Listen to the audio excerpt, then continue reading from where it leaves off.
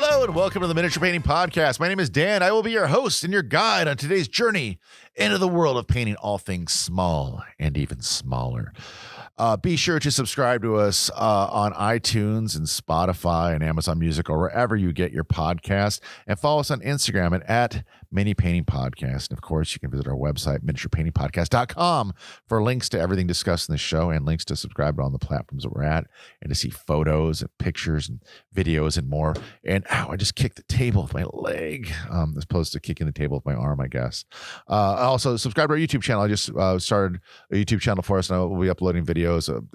Video versions of the episodes will be up there, as well as supplemental videos helping with tips and other, and maybe possibly reviews, demos, maybe some cat videos. Anything could happen. It's YouTube. It's the Wild West. But today, after getting those nice cities out of the way, I'm telling you to subscribe. No, and of course, on all platforms, always give us a thumbs up on our videos and a 5-star rating and a review and everything else. I mean, why wouldn't you? Come on, you're a good person, right? Today we're going to talk about priming. That's what we're going to get into first, about priming miniatures and how to prime them and why to prime them, and what techniques I recommend or are recommended or best practices. But and another thing is too, we put a question up on our. I'm all over the place. I'm sorry.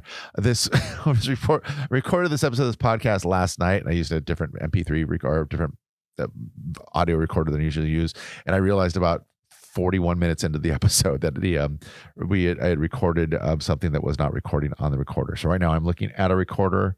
It is the numbers are ticking forward and we were recording. So I feel a lot better about that, because, oh boy, talking about miniature painting for 41 minutes, being lost to the ether forever. Huge disappointment. Big upset last night, but we're back. But yeah, we're going to talk about painting or priming your miniatures today. The reason I want to talk about that is because that's one of the things that comes up a lot in our miniature painting classes and paint nights that we run and that we teach here at our store, Dungeons and Dice Games, here in Southern California. We get a lot of people that will buy and or score miniatures online, either from websites or from Etsy or from friends, or the 3D print their own, and then they'll buy them from us, and then they're always asking, if they need to prime them, if they should prime them, how to prime them, if they can bring them, if they can prime them in the store. We've had 2 separate occasions where one guy, he said, good, he's a regular, and he comes in and out. This guy is he's my age, he's a nice guy. This guy Ryan, who comes, he's a big 3D printer and a miniature painter, but he comes to our paint nights. And I don't want to say he gets out of hand. He gets out of hand in the best way. He's very sweet. He always brings, when he comes, he'll bring cookies and muffins and stuff. I had to cut him off because at one point he was bringing in those Trader Joe's mini, cupcakes, but they have frosting on them. So in a 20-person class, a quarter of the class is getting frosting all over our carpet and our tables and our tools. And I'm like, I had to make a rule, nothing with frosting, which is a weird, as an adult to another adult, saying there's no frosting involved. It's same rules go for probably swingers parties too, I'm guessing, because it wrecks a lot of clothes and gets caught in chest and body hair. But no, so Ryan is the recipient and the reason of our no frosting rule at our classes and our events at the store. But also one time, Ryan, he'll bring in, he's like, we got a couple guys on, there's a couple guys my age that come to the paint nights, and I love to have them, and someone bring their kids or their family or their friends and whatnot. I recommend the classes. So I'm goofing on them, but in the sweetest and most kind way possible. I'm not really making fun of them. But Ryan's one of the guys, so he's into hobby painting and miniature painting, and he's good at it. So he has his own gear. Like a lot of the guys will buy, we sell Army Painter paints at the store, and I can pretty much order whatever kind of paints people need. But offhand, we have a rack of the 220 or whatever basic Army Painter paints, because it's enough of the rainbow that a buy-in. If you're curious about paints and about running a hobby store, a buy-in for a paint rack of paints, for pretty much any of them, let's just say Army Painter or Vallejo, and then AKM, whatever, it's about $1,500 minimum, a rack of paints. And now with the inflation and the economy and the world on fire, I can't imagine, probably closer to $2,000. But when we bought our paint rack, a year or two ago, when we started carrying the full main line of the Army Painter Fanatic line, it's about $1,600 or $1,800 with tax and shipping and everything and freight. It's let's say $1,700, and you get the paints and then you get the rack. You have to build it yourself. Half the time the rack comes broken or missing pieces or bent, so you have to call your distributor contact, and then they've got to call or email Hobby Painter or Army Painter, which is in the Netherlands or Denmark or whatever country Donald Trump's at war with this week. and they've got to talk to the U.S. guy, who's this guy Adam, who's really nice, and then he's got to talk to your thing, and they'll Army Painter and all the hobby companies that I've dealt with, and all of our distributors are really easy and nice to deal with. It's just a lot of telephone back and forth, and sometimes across different continents to get things fixed. But long story short, you plunk down all this money, you build the rack, you fill the rack, you try and sell the rack, and we sell the rack to our customers and sell it online on our website on dungeonsanddicegames.com, and use the paints in our classes. But if you want, like, the reason we're a small store, and our store is more we do a lot of online sales, and with the podcast, honestly, we're getting more and more clicks on our websites we do a 3D printing podcast and a miniature painting podcast and some other nerdy podcasts. We get a lot of visitors from the stores and our outside events to the store, and like people buying like Warhammer and our paints and D&D stuff. So I appreciate that. Thank you. But to go in for paint racks, if you ever go to your local hobby store and like, why don't they carry this brand? It's like, at this point, it's like, like $1,500 to $2,000 to buy in for paints, even on the lower end, like for smaller lines, like $1,200. Let's just say $1,500. It's $1,500. So every paint rack you look at a store is $1,500. So if we carry Army Painter, I liked when they did the refresh a couple of years back, their paints seemed the most consistent, like for beginners and for like long time veteran painters. All their paints for the Art Fanatic line, for the most part, are consistent. They all come out of the bottle the same consistency. They're not too runny, not too thick. They're nice. They're reformulated, so they're heavily pigmented, so they're not as thin. I like all the paint brands, to be honest. I like Vallejo. I like Army Painter. I like AK. I like Ammo, MIG, Big Child Creative, or Ionic, or whatever they're called now. Too thin coats. I have P3 paints at home. They're all good. They're all good. But like, if you're a small business in a small store, it's very difficult and cost prohibitive to carry this thing, because it's like $1,500 a rack. So I would love to carry Pro Acrylic paints, but because Pro Acrylics, and they're based here in America, right? They're based in Arizona or whatever, in the U.S. Where I'm in America. You could be listening in Guam or Fiji or wherever you're listening from. But like, I've tried to get something close by, because the reason you want to carry brands that are made in your country is, well, again, this isn't a political podcast, but the last 12 months of the United States has not been great for people in the United States, or anyone that's had a deal with the United States. And it just, no mean political things, but just the tariff stuff. It's just for someone, honestly, who buys and sells and trades and things that come from other countries and beyond, it's been a pain in the ass, and it's been expensive, and it's been nerve-wracking, and it's been frustrating, and I hate it so much with every fiber of my being.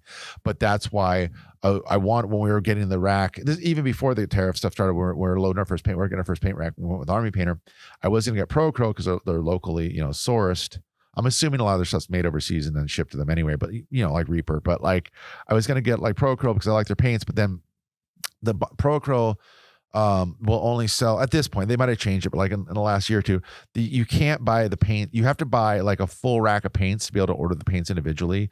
So, or else you can just buy the cluster, the boxes of like, the box 1, 2, or 3, like I don't know what you call them, the bundle boxes. You can't buy them individually unless you buy a full rack, which is super frustrating, because on our other distributors, if I want to buy Army Painter or Vallejo or whatever, and I want to buy it like with our order, like, most companies have a minimum of orders. It used to be $200 or $400. Now with how everything is, it's like usually $500 or more. But if you buy $500 in crap for the store, whether it's miniatures or terrain or books or whatever, or cards and paints, if you could buy paints, you could cherry pick. You'd be like, oh, I need 3 Vallejo matte blacks, and then 3 Reaper, this color, and 3 this color of different brands. But with the Pro Acrylic, because they're a smaller company and they do all their stuff internally, you have to buy the whole rack to be able to do that. And I just couldn't see plunking down $1,500 on a second paint brand just to get access to them when I have access to all the other paint brands to do that. So I would love to have in the store to not only have Army Painter, I would love to have the full rack of speed paints and markers, and then all the AK paints. AK paints come in like 3 racks because they have so many colors. So that's like a $4,000 or $5,000 buy-in. Like I said, I like P3 paints. I'd like to carry them. Duncan Rhodes, I'd like to carry them. But a lot of I didn't even do the P3 Kickstarter, the Wave 2. I did Wave 1. Wave 2, the shipping and the tariff add-on for that Wave 1 was like $60 or $100, and I'm like, that's making these paints cost more than I would be able to buy them. Even if I bought the paints retail, I just have to wait 6 months to a year when they come out, when Wave 2 comes out in stores. I could buy the paints from competing stores online at retail cheaper than that Kickstarter was going to be for me, which is kind of a bummer, because I had some colors in there I really wanted, and I wanted to use their true metallics, but I'll just buy them through a distributor, and we'll carry some in the store, and we'll probably put special bundles together. But I can't, like, if I carried the top 6 paint brands I wanted to carry, we would be in the whole like probably $10,000 or $15,000. And I don't want to like blow your mind, but when you when you're a store, when you buy that paint rack, it just doesn't sell itself. It's not automatically because paint is available everywhere. And I feel like paint is a lot of times a foot traffic thing because one, it gets kind of heavy and it's expensive to ship and you got to kind of ship it carefully so it doesn't explode or leak or whatever. So I feel like people, impulse buy paints. I feel like they go into a store and you're like, I do that. I go in, I look in, I always recommend, and I've said this on the show before, when you first start hobby painting, get a starter kit of like 10 or 12 paints, like the main colors and like a, like a couple, like 10 or 12 main colors, one or a couple washes, and then like a metallic, like a silver and a gold color. And then you can mix those together to make bronze or copper or whatever you want to do. And then you should build your paint repertoire or your paint, war chest, 1 or 2 paints at a time. Like when you get a new miniature, treat yourself. When you go buy, if you buy one at the store or whatever, go pick out a couple colors, like, get like a warlord purple or some cool purple or a bright green or a bright red or a bright yellow or a different shade of like, umber or brown, and try different companies and different brands because different brands, different companies have better. Some colors are better in other brands. Like some brands red, like have good paints, or the reds are too runny, or their browns are too chunky, or their greens don't thin well or whatever. So that's why I'm always like, just spread it out. Have 2 or 3 paints from like, 6 or 7 different brands. And that's really, you probably aren't going to use more than 30 colors or 30 paints in your life on a vast majority of models that you do.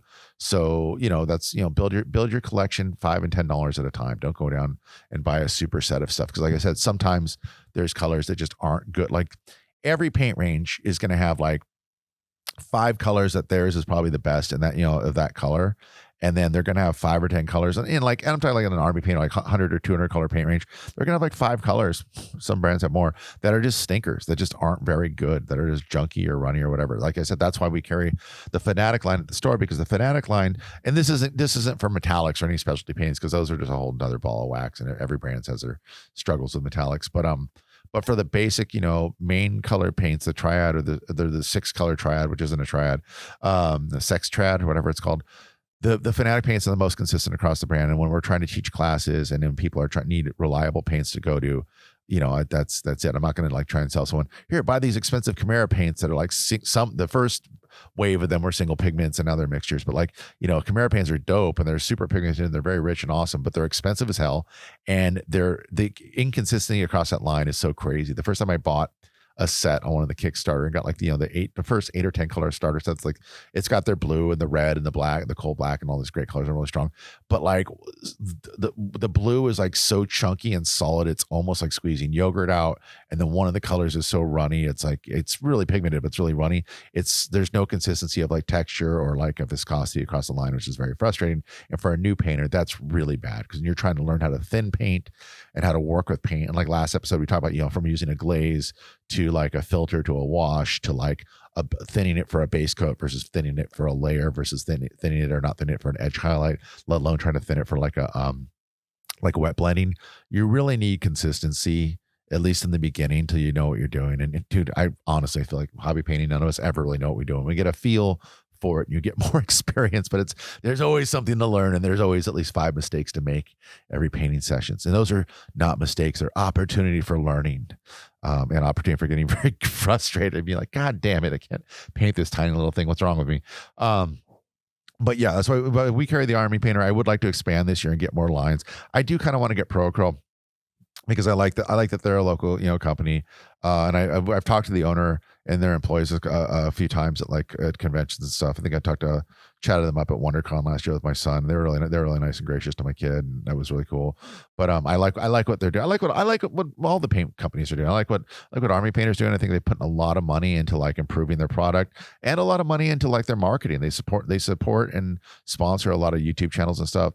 They've given us, I mean, even before they did the reboot, but like 2 or 3 years ago or more, when we started first doing the D&D events after COVID, they were one of our first sponsors. Like Adam at the Army Painter, I sent him an email in the Netherlands. They bounced me back and said, "Oh, our rep in America is Adam. Talk to him." And I had a really nice 40-minute phone conversation with him. We knew a lot of the same people because he lived in LA for a while before living wherever he lives now in the United States. But he was just really nice. But they sent us tons. They sent us tons of paint sets and brushes to give away. They probably sent us $1,000 or $2,000 in product, no questions asked. Just send it out, and we gave them out. We had pictures and tagged them and all this stuff, and put their logo up on the big TV screens at our big events for the annual event we did that year. But yeah, super nice. Like the Army Painter is super dope. I like Reaper. Like Reaper is really known for the miniatures at this point because their paint line's kind of old. And like I said, I always hear rumors of them doing a refresh someday. But like honestly, for base regular paints, for like 5 or 8 years ago, their paints were really good. I thought like they come out a little bit runnier. So you don't have to thin them as much. So they're actually good for beginners, but they might be a little bit rough for beginners for doing stuff like edge highlighting or wet blending.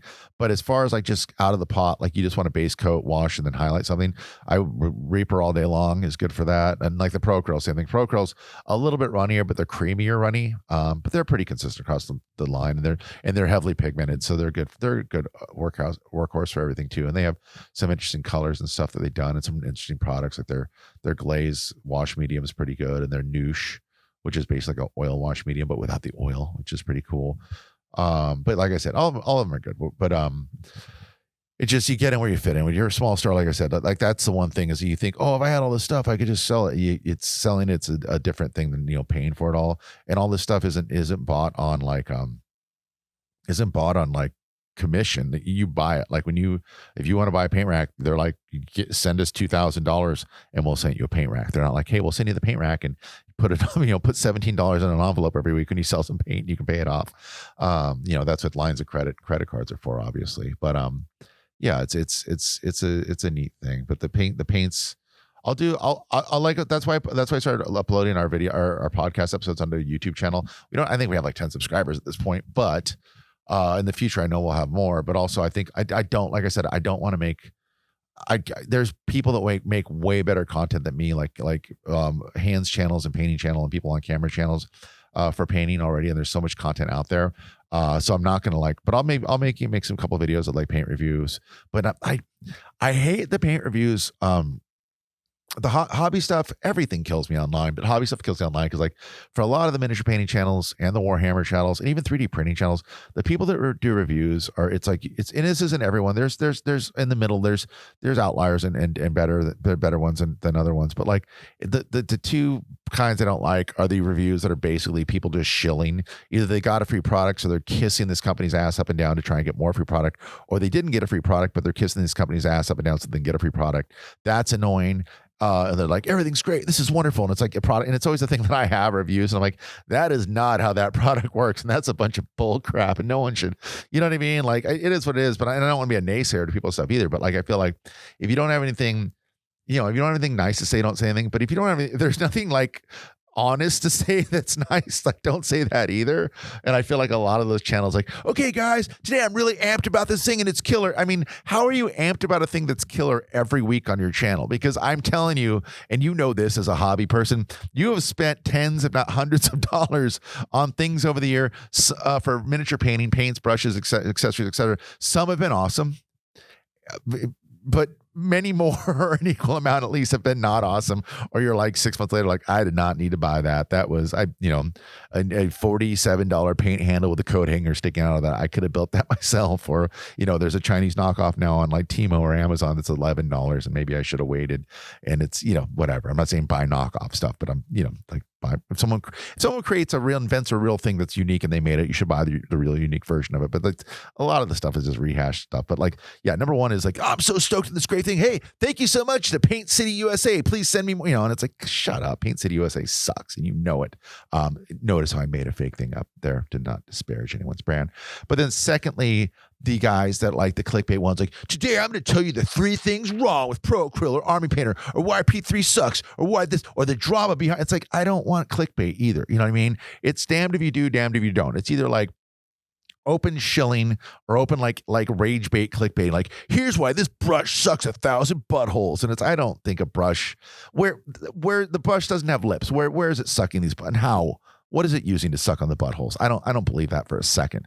But that's just like, but 3D printing stuff's the same way. And Warhammer and model stuff and game stuff's the same way. So I get it. You just kind of you gotta surf and sift through to find the diamonds in the rough. And that's why I say don't go all in and buy like a $200 set of paints just because you saw a couple videos on it, because those guys or girls were getting paid, or at least getting paid in free stuff to make it, or getting paid in clicks because they're like talking about a thing that's popular to make themselves, build themselves up and align to the popular thing. You gotta just dip your toes in the water a little bit of time and find out for yourself. So that's that. But like, yeah, I would like, maybe I'll do some videos. I just try and think in terms of videos. Like recording a podcast is pretty easy because I can plop my fat butt down in a chair, and I can talk for hours about things that I like. I can talk for hours about things I don't like. But like, as far as like miniature painting, Dungeons and Dragons, Warhammer, D&D, or sorry, D&D, 3D printing, surfing, like things that I like, even skateboarding. I can talk and talk and talk, and it's easy to record a podcast because I plop down the recorder, and when it records, instead of not working, I got 45 minutes of effort of this, and then I take 30 or 40 minutes of effort to upload it and write the description, and it's 2 hours a week of my time, and I put out a thing that I think is useful and fun to do. But video editing, that's like, I think I mentioned this last episode, I have a lot of respect for the channels that are YouTube channels that like are, film the stuff, either hands channels filming the close-up hands of them doing stuff, especially the ones where the painters are very talented, or the ones that are like talking into camera, so they're lighting themselves and probably putting a little bit of makeup or powder on so they're not as shiny and rosacea out as my skin is. And then editing that, because editing audio is terrible too, but like on a podcast, if I make a huge mistake or the car alarm goes off and I have to run outside, I can pause the video. I can pause the recording and edit it out. Or if I say the F word or something one too many times, I'm like, that sounds kind of trashy, I can take that out. But like editing videos, that plus, multiple takes and cameras, and the files get really big, and then you need storage and yada, yada. I guess this ramble is leading to, I will put some stuff on our YouTube channel. Maybe I have all the paint brands, all of them, from like scale 75 to all the paints I mentioned earlier to random micro mark paints, any paint brand that's come out in the last 10 years. I guarantee I have either a starter set of it or at least like 10 or 15 of them, if not more, at my house, or at the warehouse where we do our prints and make our t-shirts and stuff. So maybe I'll probably do some short videos just demoing what those paints look like, the consistency, like maybe get 3 or 4 colors, put them on a wet palette, put them on a dry palette, like and just kind of like wipe them down on some figures. I could do that. I can film that and lock off my desk with minimal editing. I'll do that in the future, but that's where paints are. So that's what we're talking about today, guys. I mean, that is what we're talking about, the first chunk of the show. But what I really want to know, what I want to talk about is priming. So priming miniatures is this thing. And there's 2 ways to look at it. There's like fantasy and like D&D Pathfinder and those kind of game miniatures. And then there's like, grimdark, like Warhammer, War Machine, War City, Trench Crusade, in those kind of games. The D&D miniatures is like, let me do D&D first because it's and we'll do the grimdark stuff second, and then we'll talk about priming. D&D is different because D&D miniatures are like, you don't really need, honestly, you don't need that nice. This is a funny thing, I think. I think this is such a unique and weird thing to D&D and to Warhammer, and how they're the same but different. D&D has so much lore, different worlds, different timelines, different, the Forgotten Realms and the Eberron and all these other places, and Greyhawk and, Ravenloft and all these different worlds it lives in, and all this lore. There's hundreds and hundreds of books on D&D. But then Warhammer, which is also almost, probably 10 years younger than D&D, but still over 40 years old. There's all this lore for Warhammer. The problem is in D&D, you actually use the lore in the game because you're like talking and acting out and, role playing a little bit. Even if you're not role playing, you're like talking out what your character is doing. So it's, it's like descriptive, like narrative role playing. With Warhammer, unless you're playing like they have like narrative versions of Warhammer, but that book always sells out, so it's kind of hard to get, I guess. So it's kind of a bummer. But it's called Crusade or whatever. We have one next at this. I'm filming at our performance space next door to our. We have 2 buildings at the store. We have one next door to the store. But I think it's called Crusade. The most recent one's called Crusade, but it's all sold out. But we have one for some reason. I think we were going to do a narrative thing at the store, some type of campaign or something with it. But like, I think I'm like, we're not going to do that. We just put it on the shelf. It's for sale. But like, D&D has tons of lore, books, and hundreds of books. Warhammer has tons of lore and dozens and hundreds of books as well. You don't use any of the lore in the actual gameplay of Warhammer, but you do in D&D. So my point is, D&D miniatures don't have to be that good, because you can have you don't even have to paint them. You just get the Nolzers, which I've talked about before, are the cheap entry level miniatures. They're like, but they're based on all the characters and pictures out of the 2014 Monster Manual. And I'm sure they'll be updating them to the 2025 or 2024 one eventually. But like, you could play with a gray miniature. You could play with a Lego man for D&D, because it's just a placeholder on the table. It's not as big of a thing. Warhammer is like, you have to paint the miniatures, and they're detailed, and they're usually plastic model kits that you have to build, and even if they're 3D printed, like you build. So for D&D, you can get like a cheap Nolzers figure, or some type of like pre-made, pre-posed, one piece character. They have buildable, even Wizards or D&D or whoever owns Hasbro has put out plastic part kits you can put together with plastic cement, but they're few and far between, and not many people do those. And then they have the really terrible D&D cluster boxes you can buy of the pre-painted Nolzers miniatures that are like a couple of them have good paint jobs. Most of them are pretty awful. So, but it doesn't matter, because D&D, you might be using terrain or a light up table or whatever kind of accoutrements and new agey stuff or new fandangled stuff dungeon masters use. But at the end of the day, it's a story and it's a narrative, and it's the interaction with other players that drives things. It's not as important for miniatures, right? So that way, the D&D miniatures a lot of time are going to be like a Nolzers or a Reaper miniature, or a company that's an injection mold one piece miniature you're going to buy. A lot of them, like the Nolzers ones, come pre-primed. The Reaper ones don't come pre-primed, but they claim on the packaging that you could paint them right out of the package. They don't need priming. Yes and no. Your mileage may vary. I always wash my miniatures, Reaper ones especially too, off with some soap and water, like some lightly soaped water in the sink, some warm or lukewarm water, and let them dry and then prime them. But you got to be careful, because we'll get to it in a minute. But for Reaper miniatures, especially in those plastic miniatures like that, the soft bendy ones, you have to be careful using a rattle can or spray paint primer, because I don't know if it's the propellant in the spray paint or the chemicals in the spray paint or whatever, but that certain plastics, like the ones in a lot of the ones from Reaper, do not react well with with spray paint, and you'll prime them and they'll dry, and then they'll never really dry. They'll stay sticky and tacky forever, and then you might be like, well, I'll just paint them, and then I paint over them, it'll fix it. No, you can paint them 3, 4, 5 coats or more of regular regular paint over that. The stickiness will ooze through. I have a bunch of miniatures that I painted over COVID before I got an airbrush for Charlie, this really cool snake and some other guys that were Reaper miniatures that I primed with rattle can before I knew that was a factor, and they were sticky, and then I primed them again with regular primer and airbrush or whatever, and then I painted them, and to this day they're in our little bin of figures that we use for our personal my games that I play DM for friends and family and stuff like that, and to this day they're still tacky to the touch, and it drives me insane.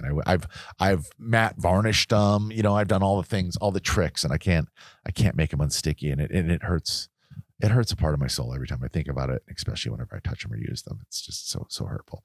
Warhammer and the other ones on their side are usually either 3D printed Warhammer and the Warhammer's they're plastic kits. They used to be resin kits, but they're pre-made kits, but you have to put them together. So the plastic kits, you can use super glue, or preferably I like to use plastic cement. The resin kits, you have to use super glue, because I don't believe you can use plastic cement with the resin, but or they're 3D printed, which you put together with basically super glue or some form of super glue.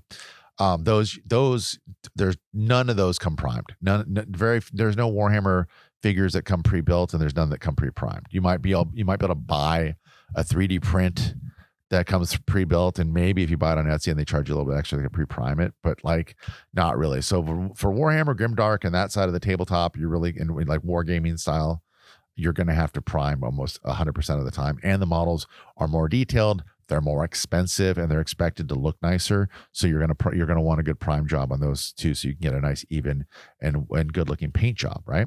So D&D can be a little bit sloppier.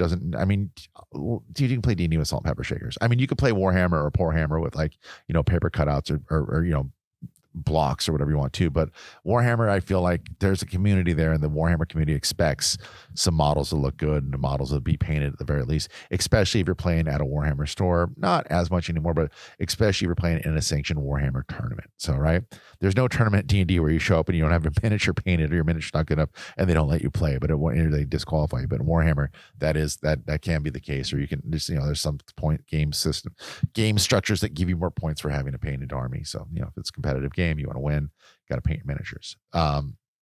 So let's walk through it. Like I said, before we start on this, don't forget Reaper miniatures, and regardless of what the website says, no, you don't have to prime them all. I guess you can pay without priming. I prefer to prime them. I think the paint goes on better. I think the paint jobs last longer, and I like the process of doing that. It makes it's especially if you're going to do like a black base coat or black and then like a gray or white zenithal on top to give it a little bit of so you can see the details of the miniatures. These are miniatures. They're small things that you're painting, so it'd be a little easier to make stuff out. What's a pouch and what's part of the shirt and what's not. But you got to prime these things. Okay. So the reason I mentioned Reaper rattle can doesn't work very well. So for Reaper, you're going to want to do brush on primer, or you're going to want to do airbrush. Or if there's some third or fourth way of airbrushing them or of priming, I'm forgetting about. I apologize, dipping. I don't know, whatever. But basically, you got rattle can, you got brush on, and you got airbrush. The preferred method that I like is airbrush. Okay, and I know right out of the gate, people are like, I don't have room for an airbrush. I don't have the money for an airbrush. I don't want to deal with the hassle of an airbrush. Yada. I hear you. I feel you. I love you, and I know I empathize, and I am you, and I was you before I had an airbrush. I get it. Okay, I'm cheap. I don't like to spend money on stuff. I don't have a lot of time. I don't have a lot of patience. I don't have a lot of smarts. I don't want to add any extra steps or any extra equipment or any extra time to what I'm doing. But an airbrush is a super useful tool for priming, and here's why. Like I said, some stuff you can't even, like Reaper miniatures. And Reaper makes some really nice miniatures for D&D and fantasy games. Reaper miniatures you can't even prime with a rattle can. You got to do brush on. And brush on primer isn't the end of the world. I think brush on primer, especially for a fantasy model, like for a tabletop game, you're getting up to tabletop standard, is fine, because I've gone through this with my kid where I'm like, hey, he's not good enough to use an airbrush yet, and I don't let him use a rattle can because I'm spray paint the side of our house, our dog and his arm and his clothes. So I've given him models like fish for D&D where I'm like, dude, just do brush on primer, just do 2 thin coats, and it's good enough. If it's a little bit splotchy, it doesn't matter, because the primer is basically just going on the miniature to make the paint, give the paint something to stick on, so you don't put paint just on the shiny plastic or shiny, whatever resin or whatever the miniature's printed in, so it doesn't just flake off and peel off. And Charlie's like, he's done miniatures where I made him do brush on primer, and then he painted them, and they came out, the paint, he did 2 or 3 thin coats or whatever, and the miniatures look just fine. You can't tell, to my naked eye, or even looking up close, you can't really tell how they were primed, but the paint stuck on there, so that's good. But for more advanced stuff like Space Marines and more detailed stuff, airbrushing goes on smoother. You can go on smoother, and it's less likely because you can control the airbrush how much you're going to thin your paint and your airbrush. You can put on very thin layers, and you can basically, you're not going to obscure any detail, and you can get it from all the angles and all this stuff, and it'll go on evenly, and there's different color you can mix in. There's different colors of primer and stuff like that. That being said, taking a step back, rattle can primer has advanced a lot, in the last few years. There used to just be like the Citadel primer, and then Army Painter had a primer, and then everybody. I would always just, dude. I when I first started painting, I was like, I'm not gonna, like, the problem with like the Citadel primer, and dude, we sell it, and I sell it to people at our store, and I try, and I'll be the first to like try and talk them out of it. Like, you don't probably need this. You can go to the hardware store and you just get like, the 2-coat. Matte gray, matte black, or matte white for like, it depends. Because with COVID, like the last 5 years have been a roller coaster of just awful, inconvenient nightmare things, from COVID to like post-COVID inflation to whatever the hell is going on in the last, year in this country and abroad. So pricing for stuff, dimension now is almost moot, because it could be, $10 tomorrow, what I say, and it could be $50 tomorrow, depending on tariffs or world chaos situation. But like right now, like the Chaos Black Spray from Citadel is about $20 MSRP, manufacturer suggested retail, and you can get it anywhere from online for like $17 to $20, and then plus shipping. We sell it in the store. We sell it for like $19.95, just MSRP, because I'm not trying to move it out of the store quickly. But like and whatever, but like we do sell it. People come in and buy it, and we have. I even bought some of the regular brand. I forget. I wish I'll put the link to it on Amazon in the description or in our store to the description. But it's Rust-Oleum or whatever, like Rust-Oleum 2-in-1 primer, like matte gray, which I think is fine for miniatures. But I can't tell I've used both and I really can't tell the difference. I think they're the same. But like there has been some progression lately because now there's Citadel release has more colors of primer. So if you're doing an army that's blue or red or green, they have those colors. Army Painter has those colors too, like like they're like Ultramarine blue or Blood Angels red or brown for like an earthier character, a ranger, or green. And then Color Forge in the last couple of years has come out, and they have so the Army Painter and Citadel cans are 400 milliliters. It's like half a liter of paint for like 15 to $20 or whatever.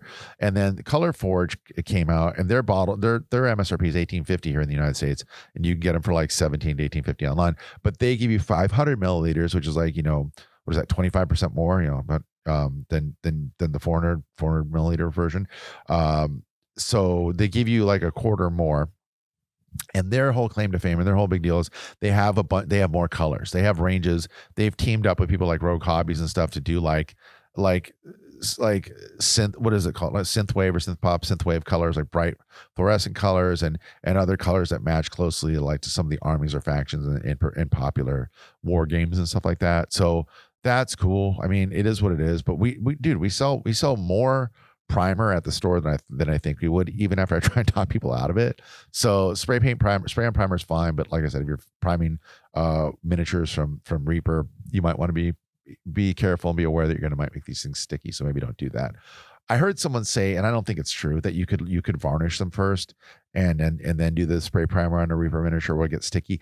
I don't believe that, because I believe whatever's in the spray paint is going to be strong enough to reactivate that varnish or get through it and make it sticky. So I just wouldn't spray. I would just brush prime those things. But so you're spray priming those, and then you jump over to airbrush. Airbrush is great because, like, I don't know what it is now. Probably we sell it next door. Probably 15, 16, 17 bucks. You get a bottle of like Vallejo. I think is it 200 milliliters? Maybe it's 3 or 4. Let's say 200 milliliters.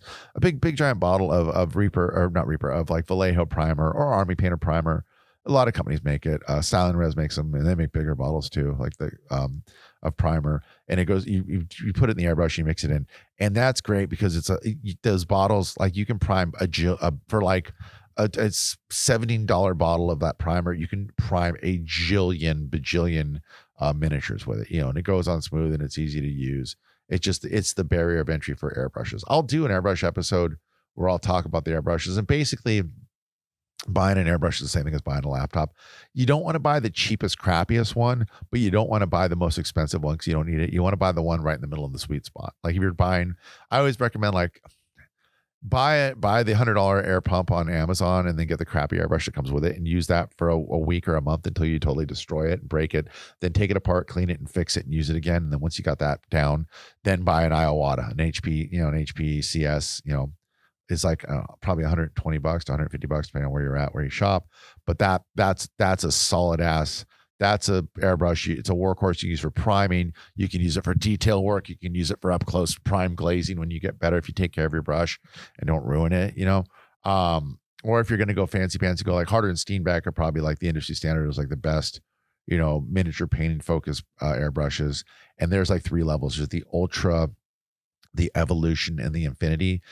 I have the Infinity and the Ultra. I bought the Ultra when it first came out because I'm like, oh, it's an entry-level brush. I want to see it. I got it because I wanted to see if it was going to be a good brush, if we could feature it for classes at the store and even possibly carry it. But after using it, I think like the Ultra, it was like probably like $90 or $100 when it came out. And now the price creeped up. It's probably $110 online, I'm guessing. But there's the Ultra, the level 1, and the middle level is the Evolution. The Evolution's like $150, $160. If I was a beginning airbrusher, like I said, destroy the free or the $20 airbrush you get when you buy your cheap, two tank pump on Amazon.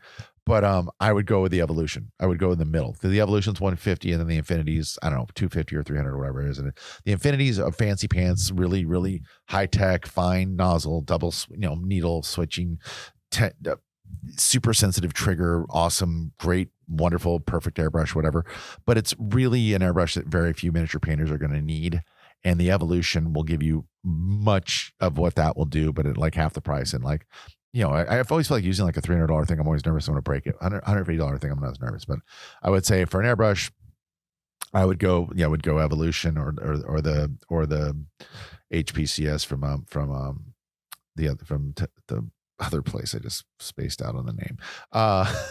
I wouldn't go the cheapest unless you got it with your airbrush, because that doesn't make it. Iowata is the brand.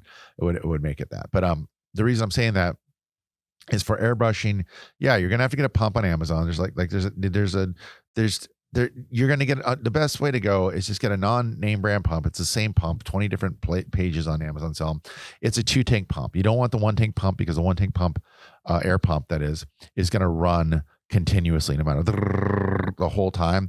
The 2-tank pump has a little miniature baby tank on top of it. So for the first 30 seconds, then it fills up that second tank with air, and it gives you a good, 15 to 30 seconds of air, maybe more, before it has to refill it. So basically, when you turn on, it fills up, and then you can airbrush, and then it'll go on intermittently, but it won't be running the whole time that you're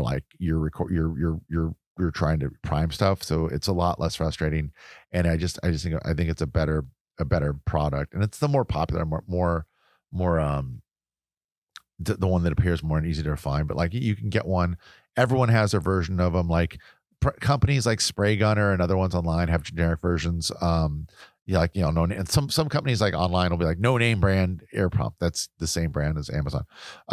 So like I said, those are about $100. Sometimes they go on flash sale for like $90 or $85. Sometimes during a scarcity or economic, downfall or upheaval, which we experience every freaking 1 to 3 weeks here in this country right now.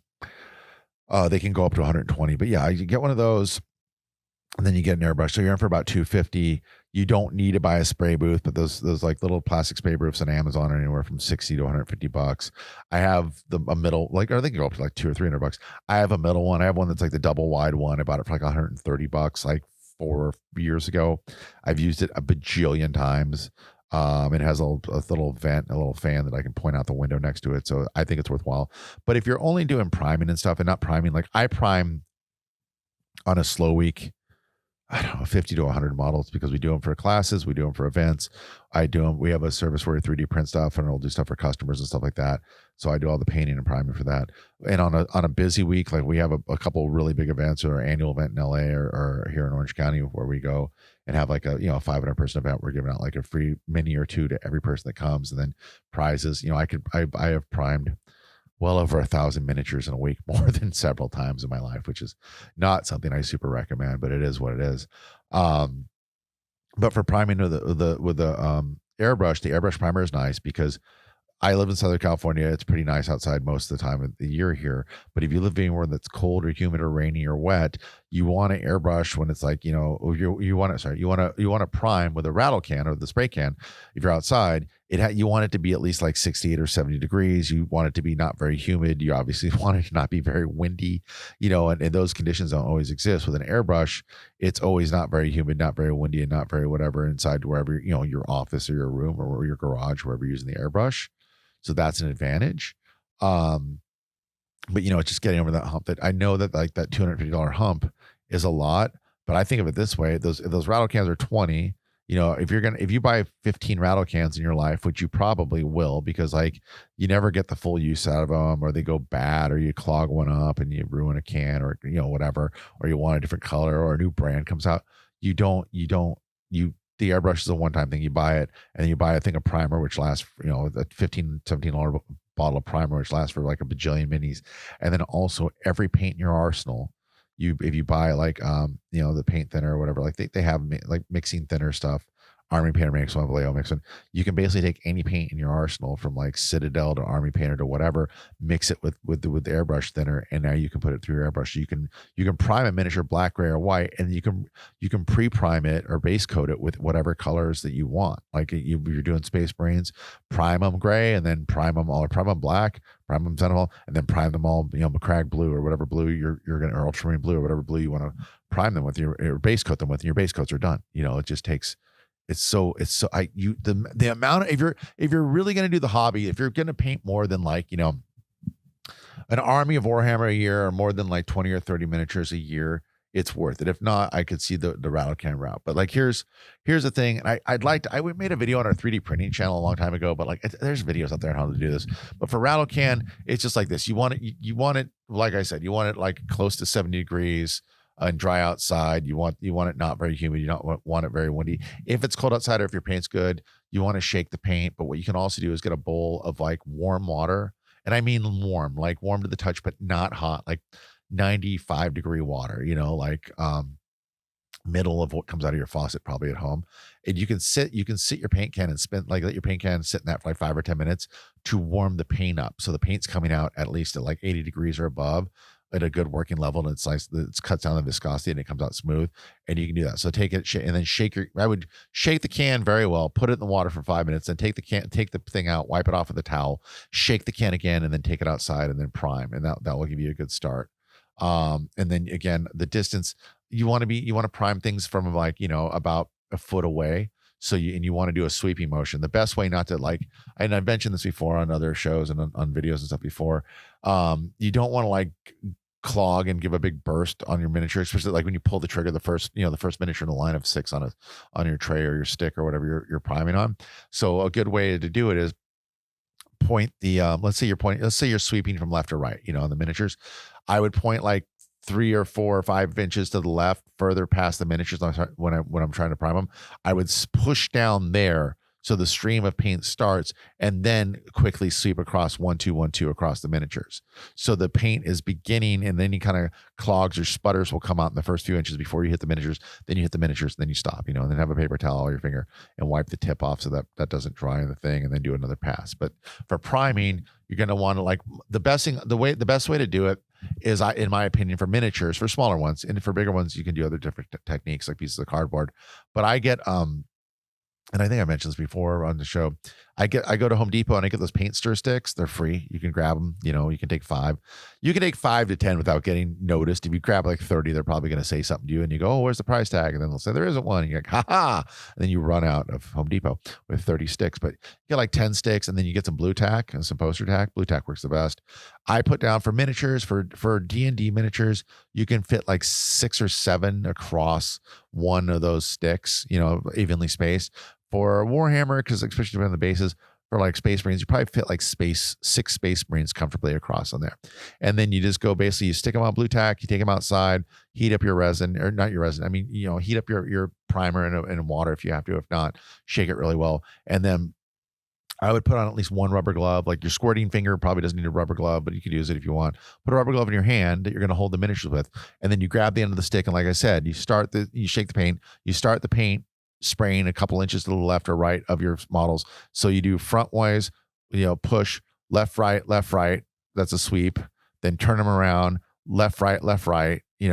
Then turn them upside down, left, right, an angle, shooting on their armpits and on their skirts or whatever. And then around left, right. And then I don't really feel like you need to hit them from the top, because the left, right, and upside down is going to hit them. But if the top isn't covered, you can do a real one pass on the top. But you don't want to do too much, but you want to be like about a foot away, about, I don't know, I would say an arm's length, but like, 2/3, if you have long arms like me, maybe 2/3 of an arm length away, not too close and not too far. And that's how you basically prime your miniature. So if you're going to do a zenithal, let's say black to gray to white, you're going to do what I just described: back and forth on the front, back and forth on the back, upside down, back and forth, front and back, and then maybe across top. And then for a zenithal, you're just going to do the same thing, but you're only going to do a pass at like a 45-degree angle of down, of like gray, and then turn the models around gray, and that's it. And if you want to do white from the top, come at like a 70-degree angle. A 90 degrees is kind of weird, maybe a little bit just less than 90. And then you can, instead of like trying to tilt the paint can, because at 90 degrees, the paint can is at 90 degrees of the nozzle. It might not spray good. Hey guys, that's why it's on that stick. Tilt the stick 90 degrees towards yourself, and then you can spray directly at the models the same way. Like start the nozzle, 3 inches to the side, and then spray across them off the top. But that's basically how you prime your miniatures. And then with rattle can, I don't know. I was always paranoid. I always let rattle can, like if I did them that afternoon, I would wait till like at least overnight, I'd put on the sticks. I'd put my miniatures like on a shelf in the garage where it was dry and let them sit at least overnight, and then paint them like that next early afternoon or the next evening. For spray primer, the guidelines are like, I think it says like for full curing or full drying for like the Vallejo or whatever the spray primers is, and they say like 24 hours. But I will tell you right now, I have prime stuff, and I have a little like miniature like USB powered fan that I put my stuff that's primed in my little when they're done being primed to like drying area on my desk in my paint room. I will let stuff dry like an hour and paint it an hour later. I have done also like on Friday and Saturday nights when we're running paint classes. If I've just whipped up a batch of new miniatures that week, it's always like, oh, I printed them like earlier in the week or the weekend before, and then they dried and they primed them, or no, they dried and I cured them like on Wednesday, but then I forgot to prime them. And then we have like a paint class or a paint night at 7:00 on Fridays. I'll be priming them at like 4:45 at my house. Like a batch. We have a new batch of like, some druid figure or whatever, or Spider-Man, or whatever the featured model is that week for whatever theme paint night it is. So I have prime stuff in, an hour before, and I live in Southern California where it's pretty dry and pretty warm most of the year anyway. And then I've taken them to paint night and had 20 people paint them that night, including myself, no problem whatsoever. So that's the other good thing with them is with the airbrush primer is if you put the primer on thin and evenly to where it's not all glorpy and too wet and whatever, it not only does it not wreck details, but it also, because it also dries quick enough where like, yeah, you should wait overnight probably to make sure it's the full strength, I guess, or hardness or whatever you want to call it. But you can do it like an hour later. And the other thing is, like I said, splatters.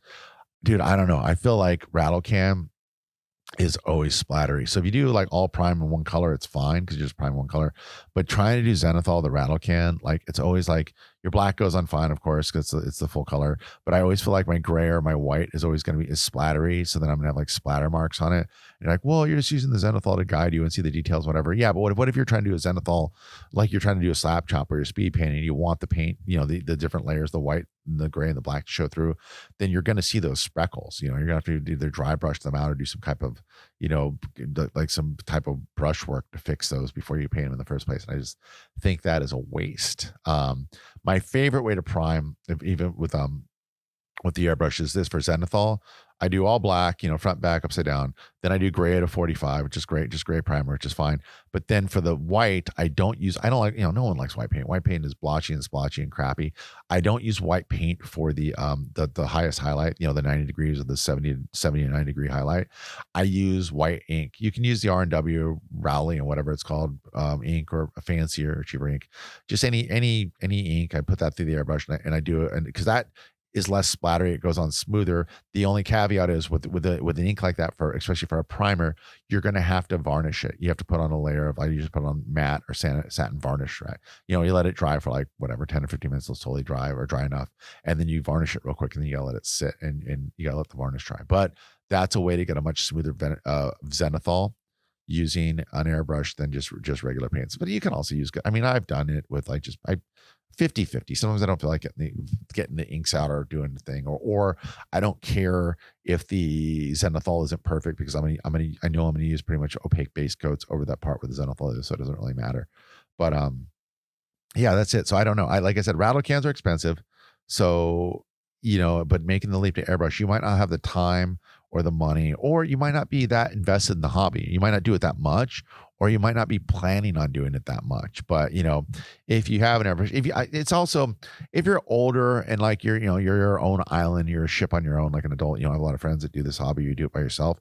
That airbrush might be a kind of a big investment. But if you're younger, if you have like friends, like whether you're in school, like with middle school, high school, college, online, junior college, whatever, or have roommates or have younger, more social life than an older person, maybe you go in on it, your friends, and you all pitch in, like your cousin and your cousin's roommate, and you all pay the $80 or the $250 and come up with $10 somewhere else, and then just kind of share the airbrush. Because that's the thing, is no one person just needs one airbrush all the time. Even me, who's someone who airbrushes all the time, just a priming alone, I'm airbrushing every other day. And then like if I'm base coating or using the airbrush for any detail work, I use my airbrushes 90% of the time for base coats and priming and the fancy detail stuff. I don't paint stuff to the level where I need that kind of detail, to be honest. I don't really care.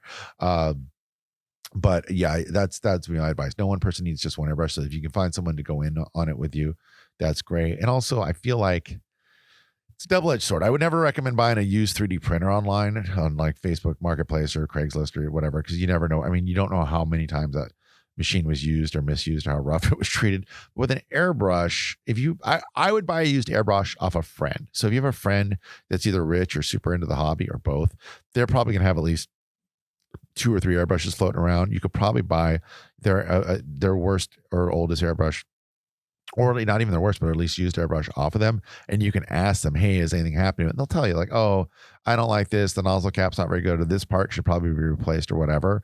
That would be a good way to go. Because I know all this stuff gets expensive, but it's a hobby. It's cheaper. Like I say in all the other hobby seminars and speeches and podcasts and videos I've ever made, dude, miniature painting, D&D, Warhammer, 3D printing, they're all cheaper than golf, a drug habit, or starting a secret family. So what are you doing with your life? Get in there, get an airbrush, get the hobby. But I'll put links to the 2 airbrushes I mentioned, and I'll put links to a couple of the cheap air pumps I mentioned on Amazon. Even though I hate Jeff Bezos, I hate Amazon, but it's like a necessary evil until the world either melts down and we're just riding dune buggies and trading pig poop for fuel, or more competition in the marketplace comes through in a way which I don't, in a perfect world, but I don't think it's like, I guess what I'm saying is you don't have to buy your airbrush from Amazon. It's just the way that we say, like when you say search on something online, like Google it, like, oh, buy something online, buy it on Amazon. Amazon is probably one of the more convenient ways to buy things. They have a foothold on every freaking industry of things that you can buy, basically. So not to give you a weird anti-capitalist screed at the end of this, but yeah, kind of a weird anti-capitalist screed. I'm going to scream off right here. No, but I'll put links to all this stuff in the description. I'll put links to Color Forge and stuff like that into the primers that we use. I try to put links to stuff that we have on my store at dungeonanddicegames.com, but I'm more than happy to link stuff in other stores, or even to Amazon, which technically are other stores I don't mind, but Amazon I do kind of mind. But we have affiliate links, so we get like a 3% kickback if you buy it from Amazon anyway. So I don't know. It's all money, and capitalism in life is very complicated. That's why hobbies such as miniature painting and tabletop games and 3D printing and rollerblading and whatever you can find to pass the time and block out the cacophony of nonsense and confusion and terror coming at you on pretty much a daily basis here, in America where I live, is for the best and the greater good as far as I'm concerned. But yeah, that's my take, and that's my my information I have to share today on priming. If you have any questions or comments, the best way to comment on us or to get us is leave a comment on one of our Instagram posts, or send us a DM on Instagram, or leave a comment on one of your YouTube videos. It can be any of our YouTube videos. They all go to my phone. I see them. But the way I would not interact with the show, we have a Facebook page. Never send them a Facebook comment or message. We won't see them. Facebook's a nightmare. I use it because it's how we manage our Facebook pages, our Instagram accounts, because they're owned by the same company for ads and stuff. But every message we get on Facebook for our pages, it's always like a phishing or scam or fraud. Like, enter your password. Your account has been deactivated or whatever, and it's all BS. So I don't even check it. And I think there's an auto response that's like, that'll be like, hey, thank you for emailing. Thank you for messaging us on Facebook. Please send us a message on Instagram or email. That's what our default, like our messages on Facebook. So if you send, like I said, comment or DM on Instagram at mini painting podcast, or comment one of our videos on YouTube is a great way. On our Instagram, I'll be putting up some polls and questions and stuff, and I'll give you, if you guys do a comment or question or whatever, we'll give you a shout out on the show, which is kind of neat, kind of cool.